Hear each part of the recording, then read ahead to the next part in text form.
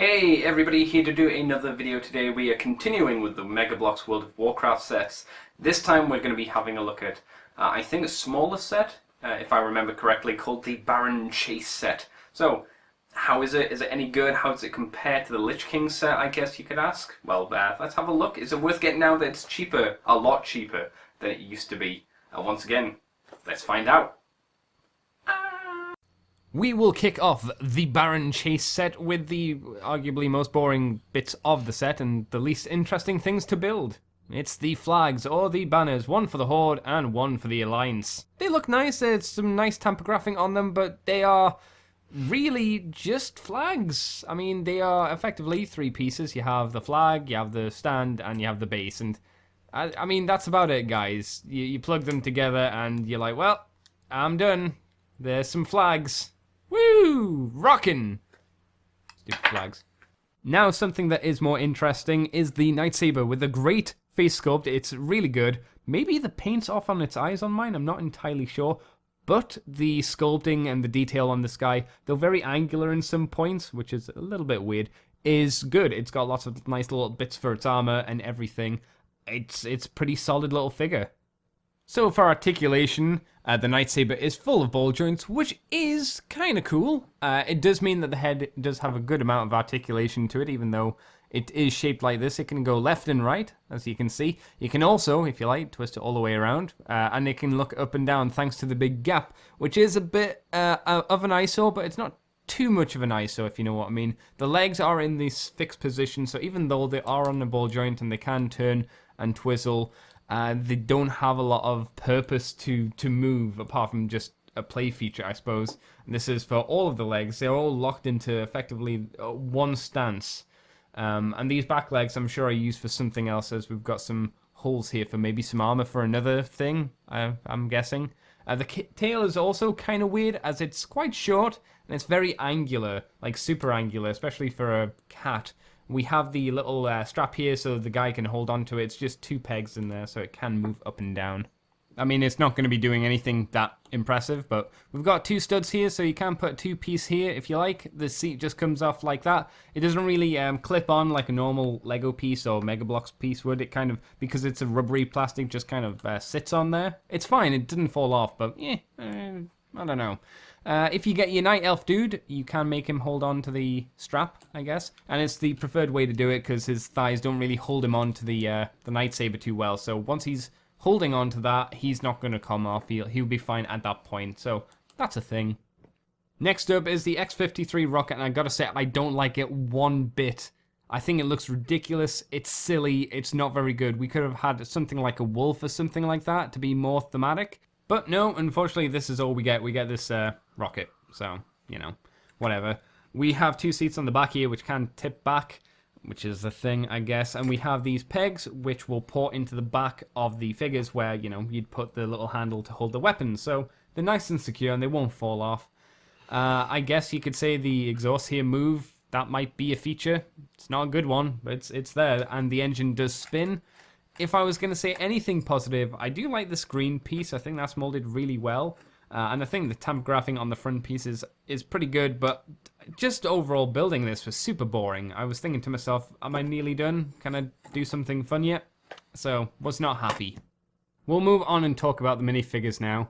We have Tanavar, the Night Elf Warrior, and Dragath, the Orc Warlock. We will start off with the Night Elf. I don't really care what his name is because he's not a real character. I think he actually does have a little bit better articulation than Arthur's because his shoulder pads aren't quite as big. And apart from that, it's the same. You know, we have 90-degree elbow bends, balls joints in the hips and shoulders, and the 90-degree bends in the knees, the waist joint. The head's a little bit more limited just because of how the hair's been sculpted, but that's not a big deal to me. And we do have the weapon storage on his back. I think another difference might be that his thighs might be a little longer, but I'm not entirely sure. Overall, I think he looks great. I really like the color choices they've gone with, and the armor set looks pretty good as well. He also does come with this weapon, when he stands up correctly, which I don't really like. Yeah, so we'll just knock him over. Yeah, this weapon, I don't like the shape of it. I kind of wish it was some different colors compared to this.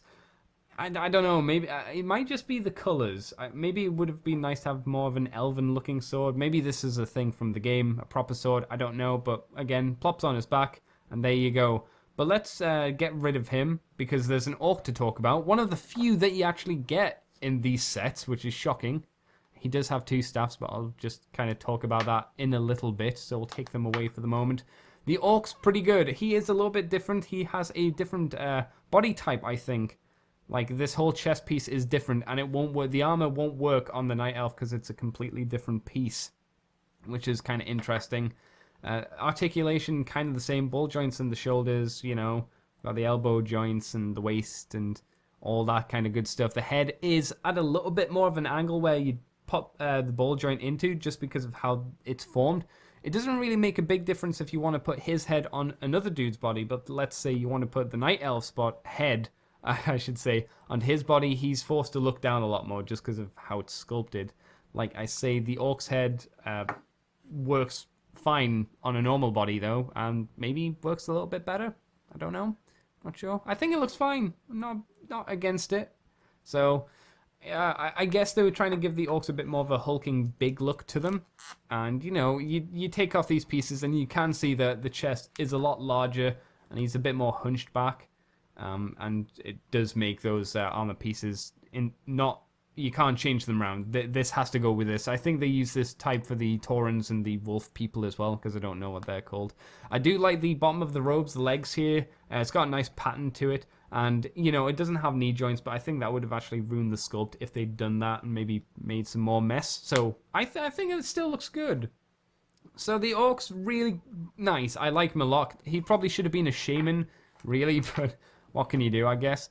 It's probably worth talking about his weapons now. It's kind of boring to look at this one in particular because it's just brown with a bit of blue. It's got nice sculpted detail, but this one is better. This one is from a feature called the Random Loot, which I should probably talk about since I haven't done that as of yet.